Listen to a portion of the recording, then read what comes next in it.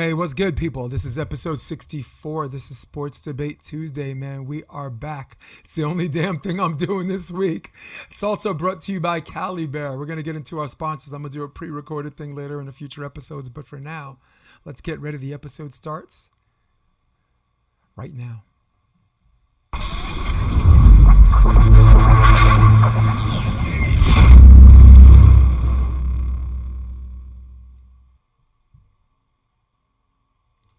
Hated the love with the underdogs on top. And I'm gonna shine, homie, until my heart stops. Go ahead, envy me. I'm rap's MVP, and I ain't going nowhere, so you should get to know me. Do you see this big ass glass, Rob?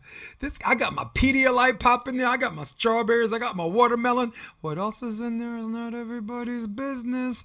But nonetheless, we are here. Let me do introductions, and I'm gonna tell you why I'm so happy, my dude. All right, welcome everybody. This is episode 64. This is Sports Debate Tuesday, along with my man Rob. Keep it McLean. I am Jason DeBeers, your hostess with the mostest. And why am I happy today, Rob? Because I sat here and got all crabby about my disappointment on how the U.S. teams were playing in Cancun. And last week, they hit back. Sponsor and Clays over Judah and Agatha. Kerry and Brooke over Rebecca and Anna Patricia. Woo! You know, Trevor Crabb, man. You want to talk about difficulty of schedule? How many times they got to play Krasilnikov and Lupo and all these guys? And how many of these guys do you have to beat? So we're going to talk about a lot of things. We're going to talk about, of course,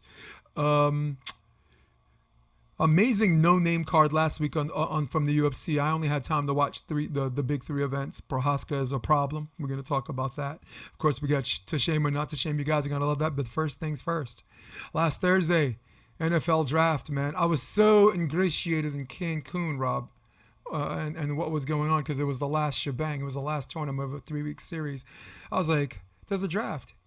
Do I care? Yeah. So, skipping all the nonsense, Rob, we're going to get right to brass tacks on this. Which draft pick surprised you the most? As far as where they placed and where they got picked up, and which one didn't surprise you at all? Well, and this is probably 3 years in a row now. I'm gonna have to go with the Raiders, with Alex Leatherwood as their number 1 overall pick, or as their 17th overall pick. And man, that guy could have picked him up in the second round. They could have traded up for him in the second round. They could have even picked him up in the third round. And they go ahead and pick him up in the first. So he projects as a guard. There's no reason to waste a first-round pick on a guard. And the amount of players that they had at that position, along with the draft capital, they could move up. But they ended up picking up Alex Leatherwood. I think it was a terrible choice, and it was surprising in a very mundane way. So that was my most surprising. Least surprising, or do you want to go to your most surprising? Well, my most surprising, first of all, I just want to salute Pittsburgh for going Najee Harris, running back. I mean, no one wants to draft a running back because nobody wants to pay running backs because they think they're expendable. But there's some running backs that some running backs loves them some contact, and some of them just know when to slide and when to, take his little contact. This guy is durable, man. He's durable. And that Pittsburgh Steelers, they needed a running back desperately, so big up to them. So my big surprise is how far down Mac Jones went. Mac Jones, everybody, all the experts were talking about how Mac Jones was going to be the number 3 pick. And as we're going through this list, man, in fact, let's just go to it. I'm a scroll, man. This is according to Wikipedia, or any page I could have went. Mac Jones drops all the way down to 15. All the way to 15. By the way, great pickup by the Bears, Justin Fields. So what kind of red flags did this guy have that makes him, well, for me, listen, in the beginning, 15 was the right pick to begin with. He was on a team that was stacked that looked like my cat could coach, okay?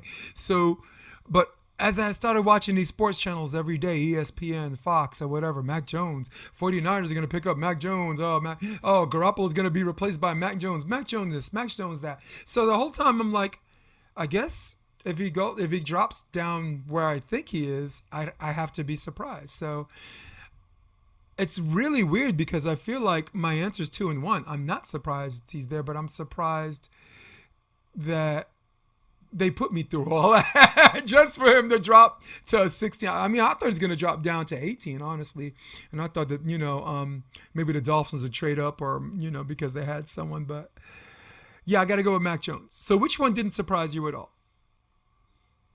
I mean, obviously, besides the first two picks, I think they covered those pretty well.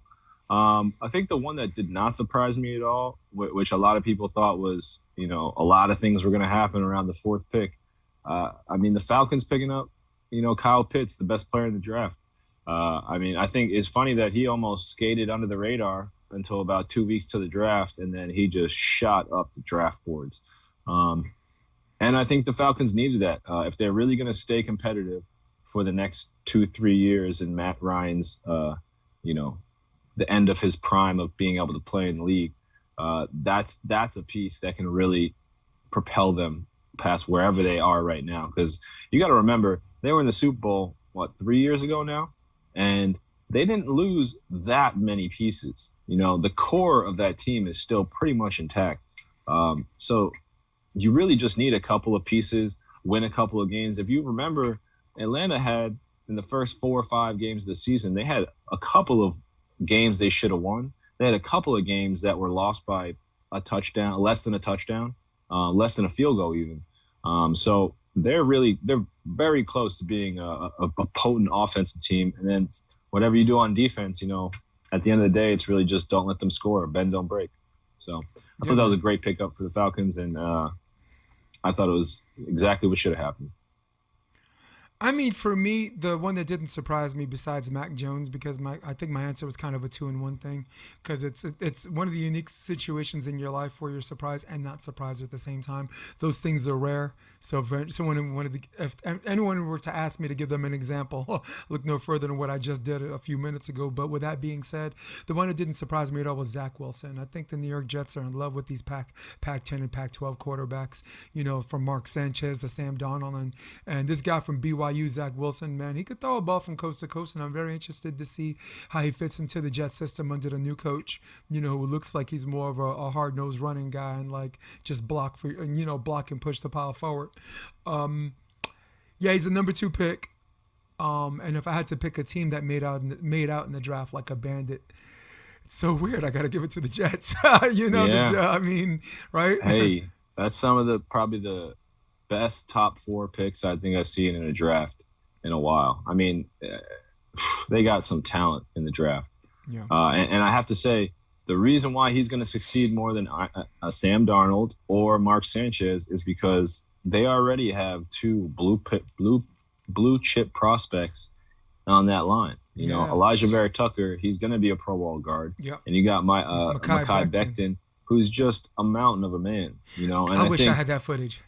Remember the footage we showed him running the 40 last year? Oh, yeah. Remember a year ago? To almost to this day. God, sorry. Mm-hmm. Yeah, it's just crazy to see, a good, forcible Jets line in a football game, because I really haven't, even when, it was all the way back to, Wayne Corbett and what's his name? I can't, Pennington, Chad Pennington. This guy got hit more than anybody, yeah. So the Jets, I think, again, it comes down to philosophy. And it's the same thing with what's going on with the Dallas Cowboys is their philosophy is flash. That's the same thing with the Jets, and they don't really fundamentally play the game right. So I wish them the best. I hope that they have great running backs behind that solid line that they have to take some pressure off of Wilson. But I don't see great things in the future for the Jets. I see the same old, same old. So we'll see what happens. I hope things change. But I really thought their best chance would be with Todd Bowles, just like it was with Rex Ryan, a defensive-minded guy. Yeah, they jumped off that ship too soon, man. They jumped. Yeah. Todd Bowles is a real coach, man, and he's doing good things, man. I mean, he went to Tampa, right? Yeah. He won that Super Bowl. Yeah, allow me to introduce myself. My name is Bowles. Dun, dun, dun, dun, dun. Justin Fields, Chicago Bears. Good pick, huh? I got thumbs up on that one. So I think it's a fantastic pick because and somebody said this, it's just Mitchell Trubisky 2.0. And you don't want to say that because Mitchell Trubisky came out of college with 1 year starting and very unproven. He had a solid year, but in no way should he have been the first quarterback off the board. You know, especially when you relook at that draft. I mean, that whole class was flipped Mahomes on. winning that draft? Yeah, exactly. That whole class was flipped on top of his head. I think it was Deshaun Watson was also in that draft. You know, it's just, they got another chance at it. I think Justin Fields is a great choice. I still don't think he's going to be the best quarterback in this class, but I think he has an absolutely great opportunity to succeed with the Bears.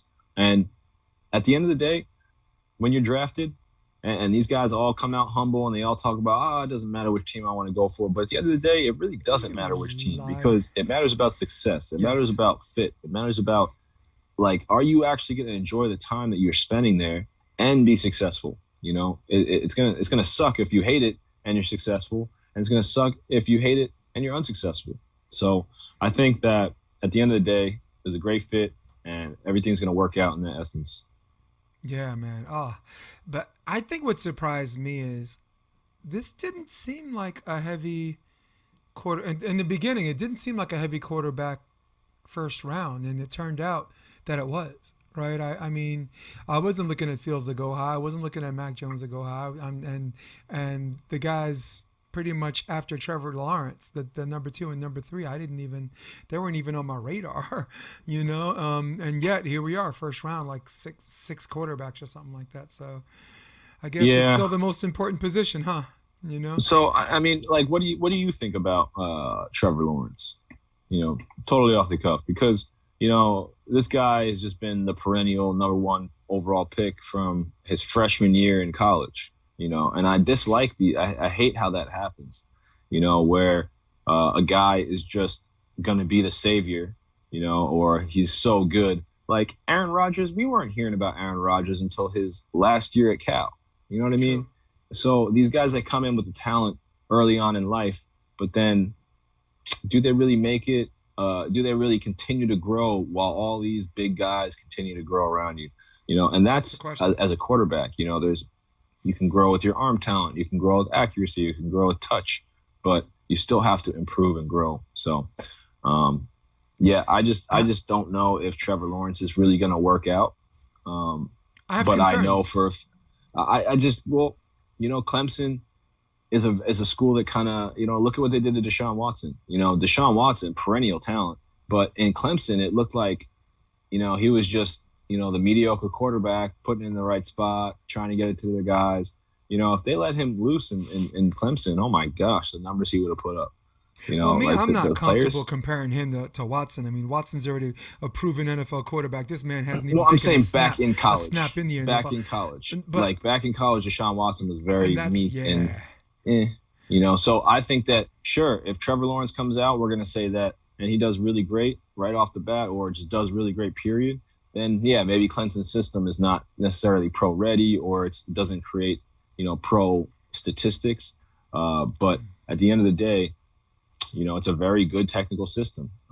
But I just don't see that out of Trevor Lawrence. I don't know. Everybody knows more I don't than either. I do, so. I'll tell you why I have concerns. When you saw Deshaun Watson play college ball, you knew he was dynamic. You knew he had a winner's mentality. But even when he made the national championship game that sophomore year and then junior year or whatever, senior, I think he went 2 years in a row, or maybe 3, I can't remember. Doesn't really matter. But you saw an upside. Even with all the things that he was able to do, you're like, when he gets to the NFL and when he gets the right coach, he's going to do all this. Everything's going to level up, and he's going to have a great passing arm, and because he ain't got to worry about class and studying, his only class is going to be football when he graduates. So you saw this upside, and Trevor, I didn't see an upside.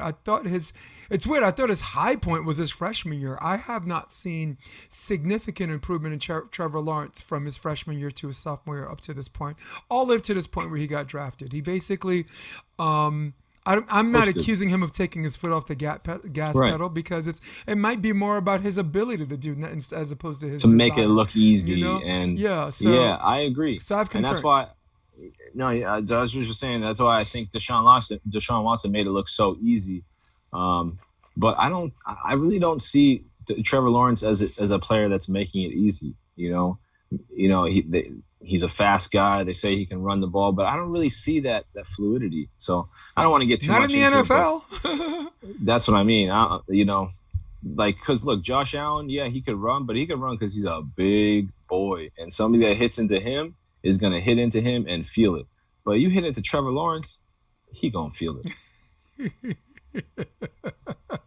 I think of Sunshine from Remember the Titans. Every time I see him, exactly. he come to the Don't NFL with a haircut, boy. I ain't hating on the dude. If he's number one, I mean, and he ain't trying to get himself hurt. Maybe he got, I mean, we're right to say that because that's what our eye test shows us. But maybe he got the drop on all of us. He's like saving his, For sure. He ain't trying to play no national championship game and someone break his leg off and kiss all that money goodbye. So I mean, just to be fair, I will say, when I saw Joe Burrow coming out, a little undersized, good arm, reads the field well, I knew right off the bat he was going to be a superstar at the NFL level. And we still believe that. And that's so call eye test, whatever you want to call it. I saw RG3 and I was like, this guy cannot last. So it doesn't really matter. All it took was the game against the Ravens. What you say. It's all an opinion, but Yeah. At the end of the day, man, I just see what I'm seeing. I'm calling what I'm calling. There it is. If I'm wrong, cool. Prove me wrong. Nah, come on. If you don't see it, don't say it. This is what we see, my man. True. Yeah, man. Hey, we'll revisit some of that on Quick Question. We got some some thumbs up, thumbs down, draft picks and this and that. So let's move on to topic two. Topic two, we go to mixed martial arts. We go to specifically, we go to the UFC. There is kind of an oversaturation of matches where I have to pick and choose in a 24-hour day or a 48-hour weekend. The amount of matches that I can watch and still at the same time still cover the WCCs, which I covered this weekend, cover Pac-10, cover the big whatever. I mean, I was literally doing this night and day and still barely only had enough time to watch the main card. So the only thing I can say is Prochazka is a problem. I mean, Dominic Reyes tagged him with everything he had, and this dude just kept walking forward. It was like Conor McGregor on steroids. It really looked like if Conor McGregor just blew up and got a little bigger. The way he extends his extension and his reach is very Conor-esque. Because we had this conversation with me about not about having reach, but knowing how to use it. And the way he gets in and out. I mean, his regular jabs or whatever are equal to somebody's bad intention shots, And what a man! That's Dana gave that fight of the night, or whoever gave that fight of the night, well deserved. So your thoughts on that before we get to the question, Prochazka. Did you get to see him? That was one of the most fun fights I've seen in a very long time. Hands Two guys down. just getting after. I mean, that's right up there with Adesanya Gastelum for me. Right up there with Robbie Lawler and what's his name? Rob McDonald. Yep. I mean, that's right up there. Rory McDonald. Yep. Yeah, I mean, that's right up there. I mean, just beating a dude up. I like. This is the funniest thing about that fight. I was tired after the first round watching that fight. You're exhausted. I was like, I looked at the clock and I was like, that was the first round? That felt like the fourth round. You kind of knew it wasn't going to make it to 5. Not a chance. Yeah. That could have been a 3-round fight, and I would have told you it wouldn't have gone 3. You know what's crazy? Like, that pace is crazy. As much as he was getting beat up, when he actually stunned Prochazka and chose to go for the guillotine, I thought that was a mistake. He leaned back with the guillotine. I mean, if there were 30 seconds left, like, let's say there's like 30 seconds left and you tag him and the guy's going, he went immediately for a takedown because he knew he got tagged. Yeah, he hugged up on his leg. And Reyes saw him give him his neck. And Reyes has got a pretty good guillotine. But once you realize you don't have it in, you got to body turn or break the guard and use the guillotine to get back up or do something. But if it's 30 seconds left, burn your arms out, dude, as much as you can and at least steal the round because it looks like to the judges he got saved by the bell. Like if you got a guillotine at the end, but ends with a spinning back elbow, causing Reyes to faceplant. Now, Reyes lost 3 in a row. Now, people are quick to say, oh, he lost 3 in a row. He sucks. No. John Jones, okay? That was a match I thought he won, all right? And then Blachowicz for the belt. These are, the higher you get up there, the more you're going to be playing 500 ball with your win-loss record. So this dude don't suck. He had 3 matches where, well, Blachowicz just caught him. Everyone gets caught. But this dude's a problem. Do you think he places Blachowicz next? He's 5. Reyes is 3.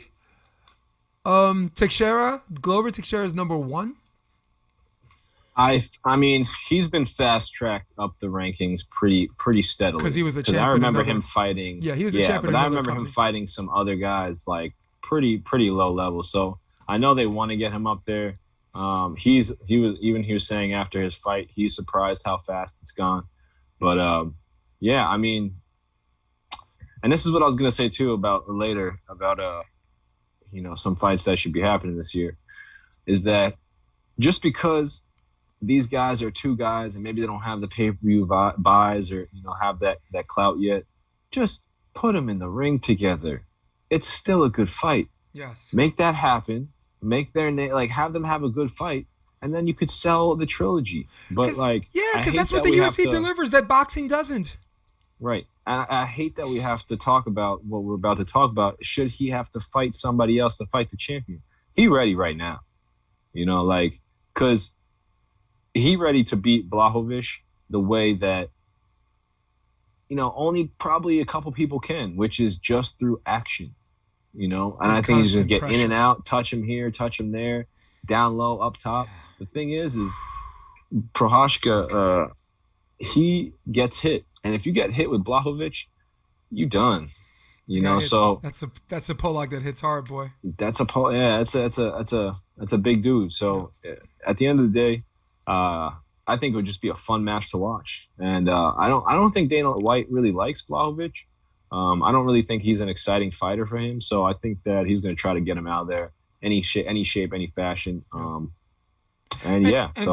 before we get to our actual question, it's not a new thing for Dana to give someone who is a champion in another organization a fast track, like Nick Diaz was supposed to face GSP until he no-showed on the pressers, right? That's why that didn't happen. And he ended up fighting Carlos Condit for the interim anyway. That was his second match. BJ Penn was like a last-minute sub, but that was a whooping. BJ Penn is a natural 155 fighting Nick Diaz, who could fight at 185 or 170. So Gilbert Melendez, right, got a match immediately from Strikeforce against Anthony Pettis. Jose Aldo was crowned the champ coming in. They didn't have one, as was Ronda Rousey. So it's not, when they bought Pride, Rampage Jackson got an immediate match against Chuck Liddell, and Dan Henderson got an immediate match, So, I mean, and Michael Chandler is getting that match up against Oliveira for the championship now too. So yeah, it's going to be a good one. I'm really I didn't think it was going to be a good one a couple of years ago because Oliveira, I didn't think that highly of him, but Oliveira's, since he came to 155, man, he's the real deal, man. I mean, that was very impressive win over Tony Ferguson. I know, right? So the question, our UFC question, not MMA question, UFC question, is we have to come up with 3 matches that are a must. 3 matches that have to happen before the end of 2001. Rob, I'm going to go first. I'm going to go to the lower weight classes, and I think Sean O'Malley and Dominic Cruz have to happen. I know it's a big step up in competition for Sean O'Malley, but in the entertainment business and certain people who promise to deliver that ask for that match, like nobody else is excited about fighting Dominic Cruz, right? Pick up the phone and say yes. Little chatter on social network, that always generates fan interest, but I'm very interested in a guy like Dominic Cruz who slips in and out, who changes levels and can take down people and is stronger than he looks. He just looks like a guy who should be in a business suit, but his wrestling is really, really good. His leg minute trips, his power double. He's a complete 135. So I'm interested in seeing O'Malley against Cruz. Who you got, Rob? Well, my first one, I'm gonna go with the big boys. Now that Ngannou kind of took care of his business, he's got to take care of his business. You got to put that big man Derek Lewis in front of him and see who comes out. Because at the end of the day, Derek's saying he's ready to swing. Ngannou, He calls him an African booty that's scratcher. crazy though. If you listen, if you go to that fight, neither one of those guys have really had a fight like that. Like they really were a rock and a hard place for each other. And I mean, Derek Lewis, yes, he's not been able to throw before many times, but that was like he was almost ready to throw as soon as the other guy was ready to throw. Like he's ready to counter. But you got to use that aggressive defense. So I think it'll be a really interesting fight. They got some making up to do too. They fought before, and it was 27 total strikes thrown between the two of them. In 25 got booed minutes. I mean, you would never think with two people with a right hand that can or both hands that can stop a truck, would have a staring contest for 3 minutes. I mean, Dana, I haven't seen Dana that disappointed since Anderson Silva, Damian Maia. Or Dana refused to put the belt around him. I mean, Dana, you don't want to do your job now. But yeah, that's a must. And by the way, that's gonna happen. And they're trying to find a contract. If not, it's not happening already in August. They were in July or August. So my second one, or our third, is Corey Sandhagen and Peter Yan. Going back to the lighter weight classes, I really want to see that match. I like that one, and that's all I need to say. Sandhagen would have fought for the title, but he got finished early by Aljamain. Aljamain just caught him by surprise. Came like a house of fire, wound up on top of him, and then submitted him. And Sandhagen, who didn't tap, just went out. Because that's the kind of ridiculous study is. I mean, dude, sometimes just tap. I know, being a man and this and that. Especially, well, maybe not a blood choke, but like. Some of these arm bars and this and that, sometimes just tap, because if you don't, you're out for a year, So and then you might not get back to that place you were, That's injuries are man, right? real things. Yeah, nothing wrong if you got caught. If someone caught you in this position where there's no way out on time without risking severe harm. So, Rob, that's our combined three. You have any more? We were just combining for three. Oh yeah, I gotta get one more in. Please. Shevchenko and Nunez, stop playing with us. Is easily the best women's fight of all time. Just set it up. Gotta be three. Make it happen and put it at a neutral facility where people don't change the fight. Change the card. Like we gotta have your best refs, your best referees, because this is a real time best of all time women's fight. It really is. I don't see any future women coming up that look like Shevchenko or Nunez. No one even on a horizon. No. Certainly not in those weight classes. Not at 125, 135. Certainly not 145, which are still and they're still putting cleaning together. Those places out. It's actually bad for the game that they're not fighting each other, because Nunez against anybody is just utter domination. Shevchenko against even the best opponents like. Nunez hasn't even fought, and I'm not trying to be mean, but she really hasn't fought any high-level opponents recently. They've all been, kind of out of the woodworks. They've earned the chance, but they're not really established fighters. Like Andrade is an established, dangerous fighter, and Shevchenko shut her down and made her look like simple business. Yeah, that was.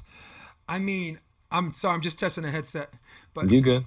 Dude, I've never seen Andrade manhandle like that. I know she's going up in a weight class, but she was always a heavy 115. You know what I'm saying? And if you saw her with the weigh-ins, she looked like a fish to water. She looked like that's good. I just tested the headset. That looks like a division she belongs in. So, and everyone thought Shevchenko would get a run for her money because this girl could close the distance. And Shevchenko not only beat her, but she beat her in a way to prove a point. This girl's a wrestler. She's strong. Watch this. I'm going to take her down. I'm going to have side control. I'm going to trap her arm with my legs, trap her other arm with my shoulder, and put her in a crucifix and use my free hand to beat her to death with it. That's what I'm saying. What? The fist ain't hard enough? How about these elbows? And I'm like, yo, please. Don't wait for her to get knocked out. Sometimes if someone's in a checkmate position, stop the fight, dude. Stop Yes. the fight. Yeah. Yeah. So, whew.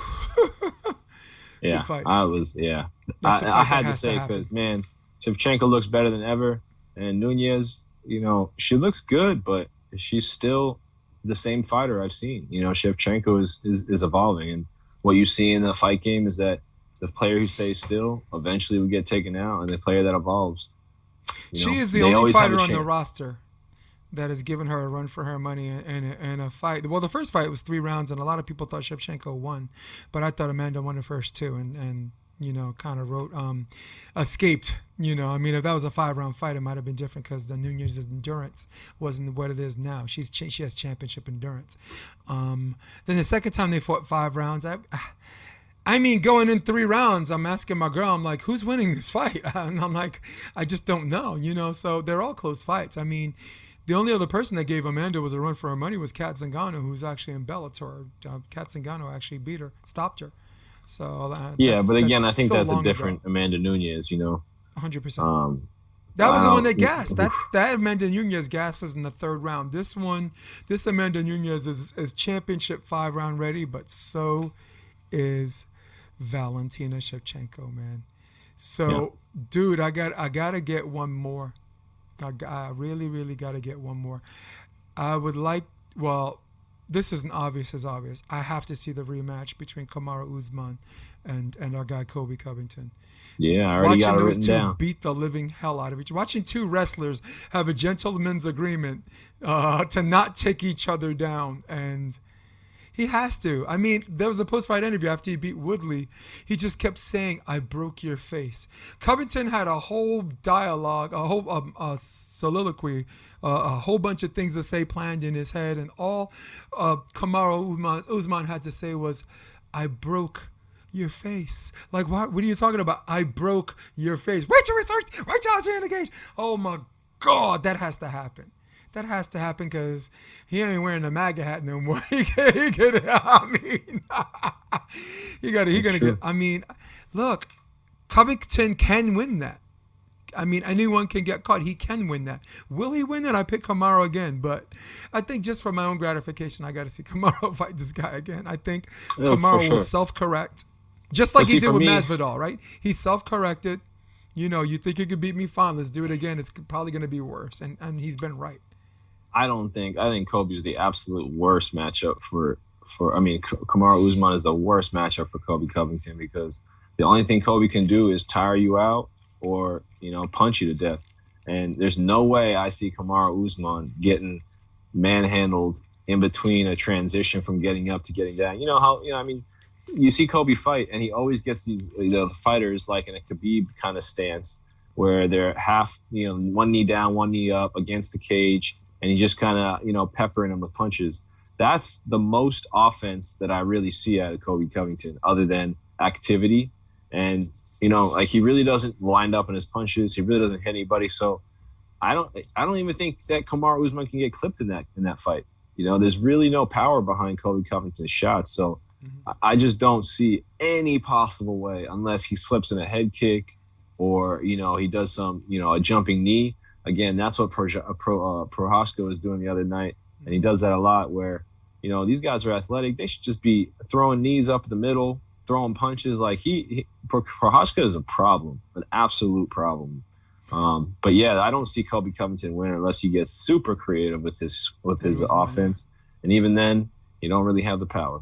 Rob, I'd like to close out MMA with this. There's 3 things you're never going to see in your life, okay?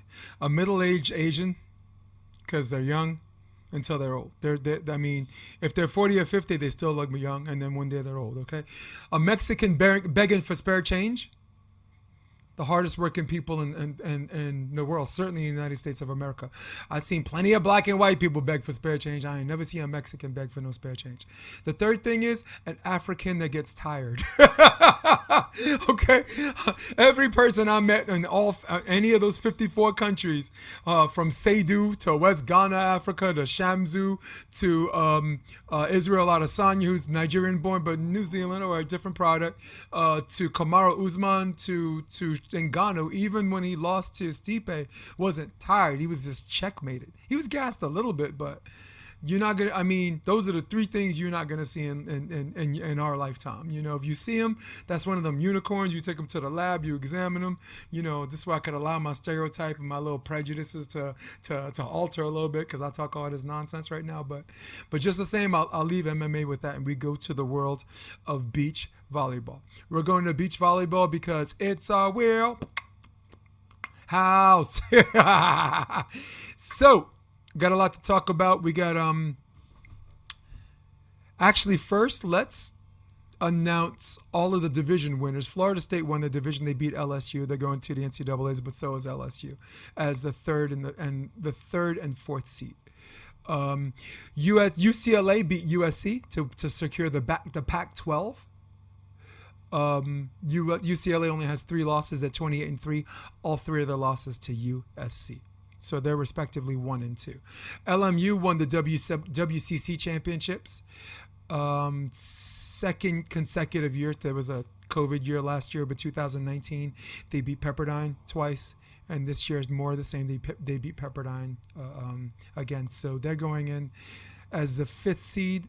They were ranked 5th nationally, so they're most likely going to play LSU first. Cal Poly under Todd Rogers secured the Big West, beating Hawaii. They played Hawaii 3 times. They got knocked into the losers bracket and then had to face them double elimination twice. All 3 duels were decided 3-2. So that's how it's tightly and hot contested. So the at-large bid, Stanford's in, and TCU, Hector gets in. He did a really good job this year. So congratulations to Hector, and congratulations to Stanford coach Fuller. Now, Stanford getting into this playoff kind of left me curious, like, okay, they won 20 games, but were they really that good? Okay, but them coming in as a 6th seed, higher than Cal Poly and TCU, I kind of had a bigger problem with that. This is what the brackets look like, and I want you to pick me a winner. I want you to, who do you like, Rob? I mean, I'm not gonna pick favorites, but I like I don't know. I like USC. You like USC? Yeah. I like USC. I think Dane does a really good job at like self-correcting. I like USC too. I'm actually trying to find. I covered WCCs, right? Congratulations to John Mayer winning his 2nd, whatever, and I think he deserves Coach of the Year because you never see the rock star players, right? You that everybody else has, and this and that. So his ability to do more with less till finally he has more with more. Got to give him the rub. So this is John Mayer. Hey, we talked about process preparation. We talked about doing it the hard way 2 years ago, so you can do it the easy way now. Because the hard, as you mentioned, hard way is training, preparation, physical and mental, time in the weight room. Your thoughts on this victory over Pepperdine to secure the WCC? Excited for the team. Excited for all the girls that lost their season last year. You know, they got a chance to come back. There's 5 of them who lost their senior year. And they got to be out here and they got to compete. And they really earned it. It was cool. Ia, who lost her senior year, she got to get the win for us. So really, really excited for them. And it's not easy to win a conference championship. And no, it isn't. It was stressful, but we found a way. Yeah, like you said, your last season got shut down by the pandemic. So I'm sure someone like you use this as an opportunity to get better, be better versions of yourself. What were some of the things between last season and now that you saw significant improvement in the pairs? Maybe highlighting 1 or 2 players. Something I know you're not comfortable doing, but I'm putting you on the spot. Yeah, I mean, Savannah Slattery, her and Jessie Pritchard formed a really, really good team together. You could see they were played under a lot of pressure there. We went until all the way to the 30s, but What an exciting match. Yeah, they get the best out of each other, so they know how to do that. I think they're the best pair 3 in the country. I think they only lost like 2 matches, or something like that. A head scratcher against California, and beat just about everybody. Yeah, they've been good. So they've been a real strength in our lineup. 2 seniors, so that's been cool. Yeah. John, congratulations and good luck going to Gulf Shores. You deserve it if anyone's earned it. Thanks. Okay. We're just gonna focus on playing our best, no matter what. Whoever is on the other side, it doesn't matter. We're just focused on each other. So you got Gulf Shores coming up, and you had a lot of opportunities in the previous years, and here you are in your graduate year going to where you feel you deserve. Some of your outlook against some of the competition that you know you're going to be going against. Yeah, I mean, we're going to take every game one team at a time. We wanted to make the tournament this year, but we want to win the tournament. We know that we worked super hard to get there, so we're going in and we want to win. We're not satisfied with just going. Hey, Athlete of the year here. Yes. Athlete of the year. Hey, congratulations. Your physical and mental preparation, that's the hard way, made today the easy way. Congratulations. Thank you so much. Cool. Yeah, so congratulations to LMU. You know, she's a grad student, so I was the director of operations, and I was there in 2018, and I've seen her as a sophomore and just watch her become a better version of herself. So, Rob, you as an active player, you know once you go to college and once you enter your junior year, your high school resume doesn't mean anything anymore. Like, you look at some of these bios, 4-letter winner, this is first team, won this for states, first team All-American, this MVP. And once you're in your junior year, from your junior year all the way up to your post-graduation, nobody cares. You know, and I'm not trying to be cold, but it's equivalent to me auditioning for like a play.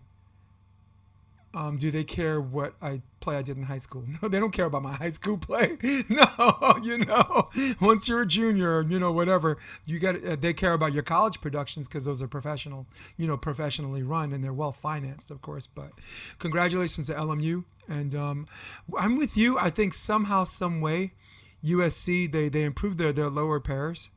Tina Granita's back, from FIVB, Cancun. She left the third one to go back and to play the Pac-12.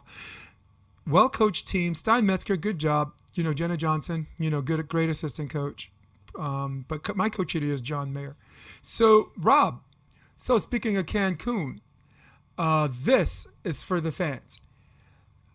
All of the fans who voted from 6 different group sites, I asked them, what is your favorite match out of the 3 Cancuns?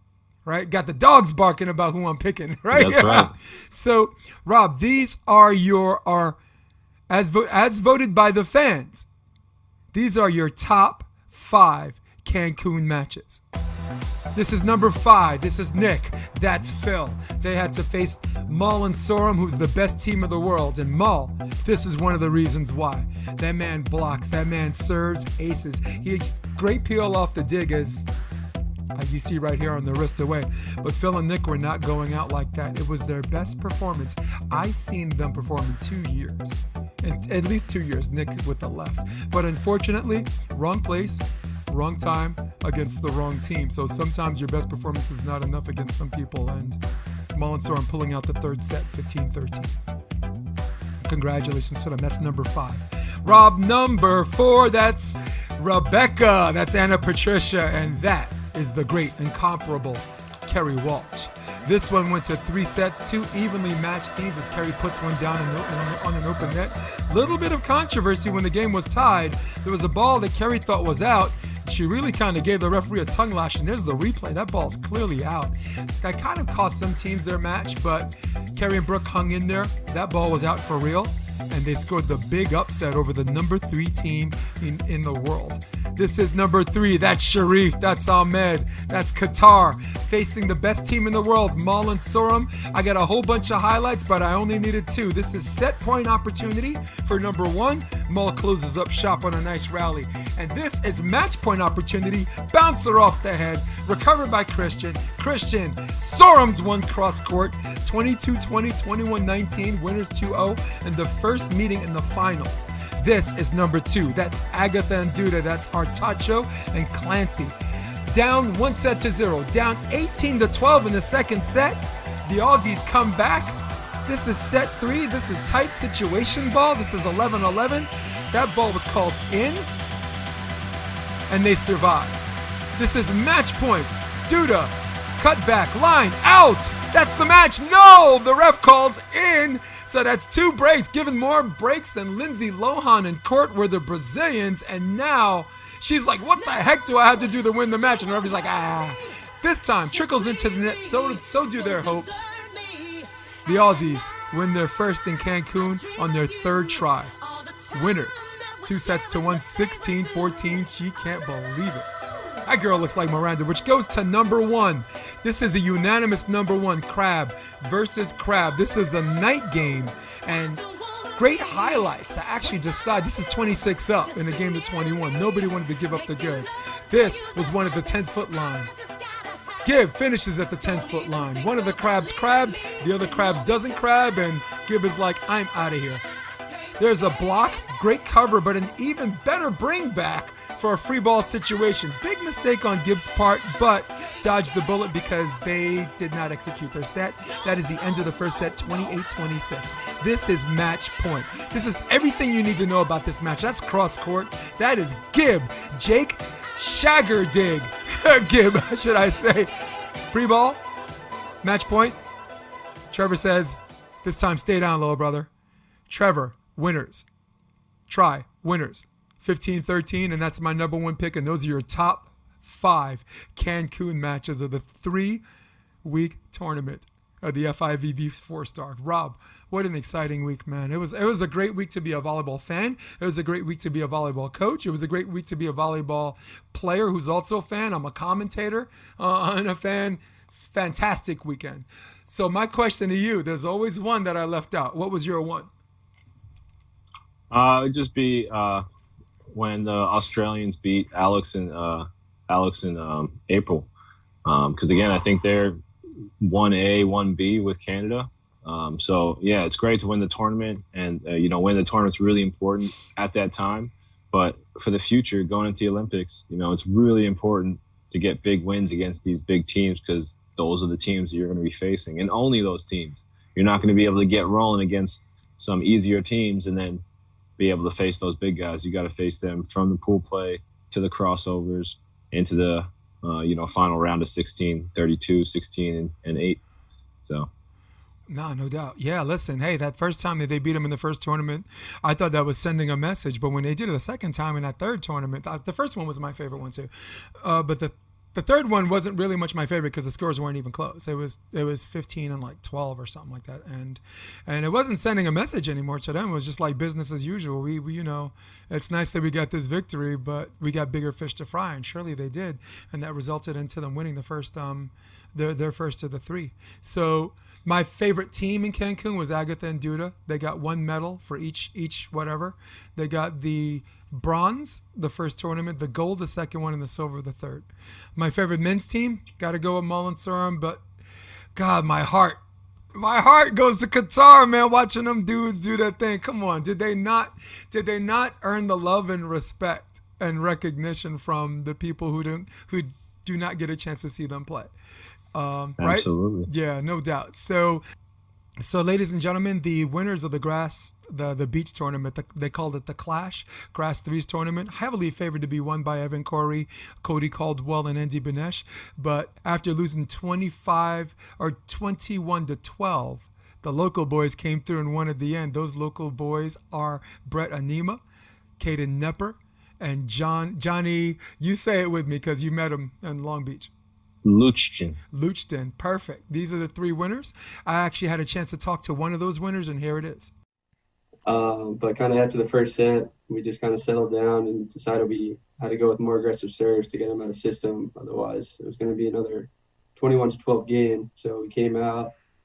Caden was on fire with his jump serves, and I decided to get a couple jump serves out, and Brett was just working on placement with his float serves. Everyone knows how to hit, blocking, pretty good out there. So that's what we needed to lock into, come back and take the next 2 from them. What was something that you guys did in game 3 that helped, that you thought put you over the top? Was there a particular 1 or 2 plays, or just a rhythm that resulted in a series of plays? I think it's probably going to come down to Caden serving, and Caden and Brett. They've played together for a while now, and their connection's just it's unreal. So I mean, every team we played all weekend, they knew Brett was probably getting 90% of the sets, and I learned very quickly that my job was just to focus on serve receive. So pretty much the game plan. I got serve majority of the time too, because my serve receive can be very shaky at times. So I just tried to dial in on that, and Caden and Brett, they had the connection going, so that's really what carried us. Yeah. Hey, like they said about the 2008 Olympic gold medal team, great systems beat great players. Yeah, and I mean, all in all, it's just a great time. We walked in there, I mean, us included, we didn't expect to win. We just were there to have fun, battle, and kind of show people what we got. But it was a good weekend for us. Johnny, has to be the most liberating feeling in the world, right? Not caring if you win or lose and then win. John, thank you so much for your time. Yeah, thanks for having me, Jason. Cool dude, man. Cool dude. You said you met him or played with him at some point? Yeah, when once I was twice? younger in high school, we played on the same club team. He was a couple years younger than I. But yeah, good guy. I've seen him a couple times over in for nationals, like 5 years ago and stuff like that. I mean, me being all the way out here, I don't see him all the time. I actually know Brett as well. I played with Brett in Long Beach City College before he went to, I believe it was Concordia. Yeah. And then onwards and upwards. So yeah, small world volleyball is. Yeah, it is. Big up to these guys. Congratulations on the victory. Just a overall fun day. AVP kind of did it again with grass. Thank you, Kevin Knight, for actually brokering the deal. The man who knows people and arranged the meeting. I got a chance to talk to him and some other people, and I got a chance to watch the entire match, which, thanks to Evan Corey, the live stream, his 1080p, man. The kid is, as far as getting his brand out there, man, he's doing the right thing. He's like a mini me if I were an active player, right? I'm like retired and I'm doing it. So great job, everybody, and that's the end of volleyball. And now we go to our next topic. Rob, I bring you to shame or not to shame. Shame. Shame. Shame. Shame. Shame. That and that. Rob, what's up, man? What's happening? That's what happens when you tech your own show. Rob, to shame or not to shame? The NCAA's in Gulf Shores said with student athlete safety at the forefront during an ongoing COVID-19 pandemic, public ticket sales and media will not be allowed on site for the championship. Shame or no shame? I mean, shame because they had done it the weekend before. I think the real shame is that they had done it the weekend before or 2 weekends before.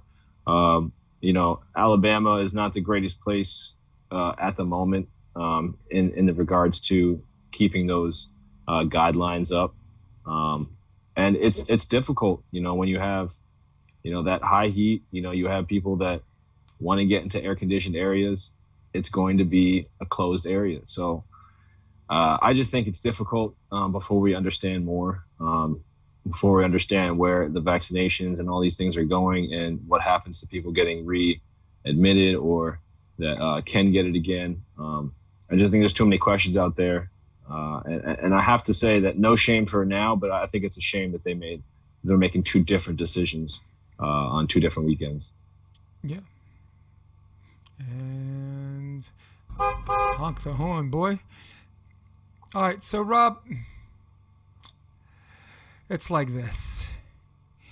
Rob McLean, if Alabama's home football games had no fans and no media, I would have said no shame. And that's an NCAA team, okay? That's not a professional team, and SEC is not its own league, it's NCAA. If the NCAA didn't have fans inside their stadium for March Madness or media, I would say no shame.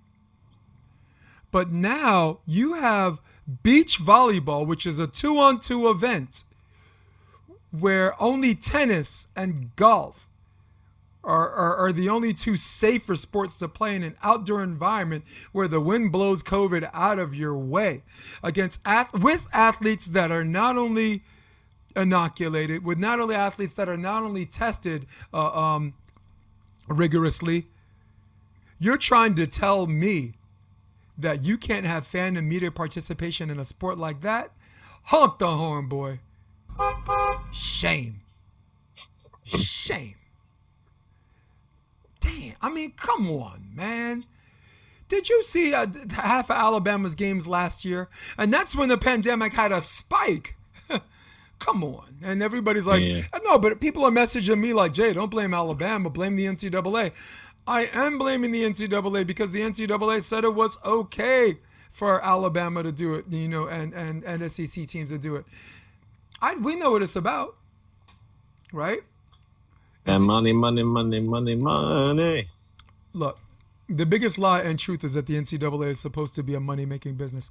No, the reality is it is a money-making business for two big sports, okay? Now, what it's supposed to be is supposed to be a leadership development thing, and a fellowship thing for college athletes, okay? Now, Division I, the higher division is going to generate interest to fans, and of course, it's going to the money's going to follow that. So, very, very disappointed. Very, very disappointed, I mean, You think January 6th is bad? I mean, try having a whole bunch of people, USC followers say they can't go to that game, So, or LSU, right? I'm sure they're pissed too. So, sneaky team, man. If they won, I wouldn't be surprised. They're top heavy. Kristen Nuss is a problem. Taryn Cloth is a problem. That's their pair one, who, by the way, have not lost a set in beach volleyball this year. Not a set. So if you see on the schedule they lost 4-1, guess who the one was, Rob? All right, Rob, enough for shame and no shame, enough for beach volleyball. We got to go back to our other subject matter, excuse me. It's called Quick Question. Quick Question. La. Rob, quick question. Who is more likely to start as a rookie this year besides Trevor? Who's going to go game one? Najee Harris, for sure. Yeah. I go Jets quarterback. They ain't got nobody else. The guy from BYU. I'll go with him. There's no one to fall back on. So, right? I mean, Sam Darnold is Carolina, I think. Yep. So, quick question, Rob. Have the Bucks changed your mind about from beating the Nets over the weekend about coming out of the NBA East? No, because they're still, even if they're healthy right now, which they still are not, they haven't been together enough. So no, nothing's gonna change my mind about that. Yeah, haven't changed my mind either. I mean, you ain't beating that Nets team 4 out of 7 times. No. Quick question, Rob. Do we still pick LA to win the West? Bum, bum, bum, bum. Honestly, I think so. Just because the West, as good as the records are, I don't think they're playoff strong. They're all relatively new teams, being that the Nuggets, the team that has, their top player injured or the top scorer injured, being the most experienced team in the top 5 teams. So I don't really see the rankings being that important this year, because the Lakers really should be the 1 seed if they have all their players healthy. So again, if they get back and they have their players healthy, they might even have an easier playoff run than other teams. So than if they would have the number 1 spot with the bullseye on their back. So I agree. I don't think so. I agree with you. I think so. they're the one team that doesn't even give a damn where they're seated. They know to be the best, you got to beat the best, and in the order and how they beat the best. I know certain teams you want to play easier teams that generate momentum and get your stuff together, but that's a team hot 97 rhyme ready now. They can beat the number 1 seed tomorrow. Well, healthy 4 out of 7 times, first round if they have to. Though Steph Curry is a scary guy to be in the playoffs. It's true. Quick question. Should the Packers trade Rodgers? Absolutely. I think they should have him years ago, but Yeah, they clearly have shown that they're waiting for life after Ryan. I mean, after Aaron, and it's their fault that it came too early. But cut your losses, get King's ransom for him, and be off. I don't. Same thing with Deshaun. Just get over with it. You saved me time when you said King's ransom, and I say yes. Next one. Quick question: which team in the NFC East has improved from the draft? I'm actually gonna put up the their 4 first rounds. Where is it? Right here. Yeah, I mean, it's tough to say. I think that I think the Giants did the best, but that could be bias. I think the Cowboys did the smartest. So who did the best? Probably the Cowboys, Yeah. as terrible as that sounds, because they got the pieces that they needed to create a better defense. And everybody's been saying, oh, who cares about the offense? Who cares about the offense because the defense sucks so much?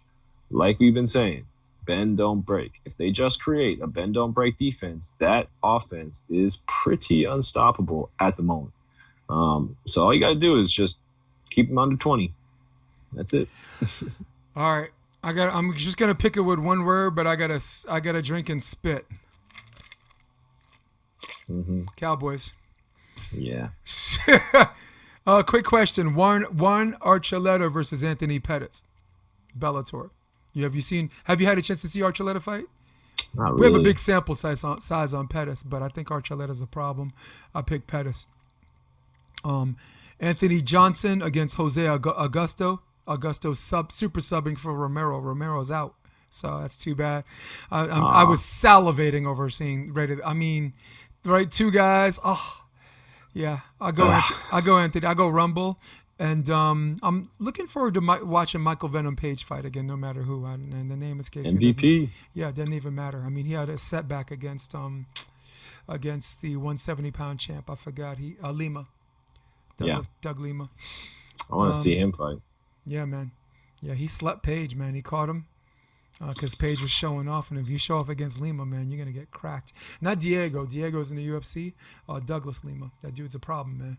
So, all right. So before we go, Rob, I got to give it up to Wendy Jones of the Optimist Journal. This is a woman that keeps the glass half full. As far as looking at the bright side of everything, she's one of the people that spearheaded the fight to bring men's volleyball back to Stanford. I think they're voting last week or this week, and there are a lot of people that said they're going to vote yes on bringing it back, and some didn't even realize the magnitude of cutting the program in the beginning. Which, if they didn't realize that, they need to educate themselves or just leave that job. You're on the West Side, and you're on the West Coast. You should know better. Produced NCAA championships, it produced Olympic athletes, and they should know better. Wendy had personal investment, of course. Her son is a freshman. He's an outside hitter. She's got a daughter at TCU, so she's a savage mom. So she's going to be at the NCAAs, or not at the NCAAs, but she's going to be cheering for her daughter.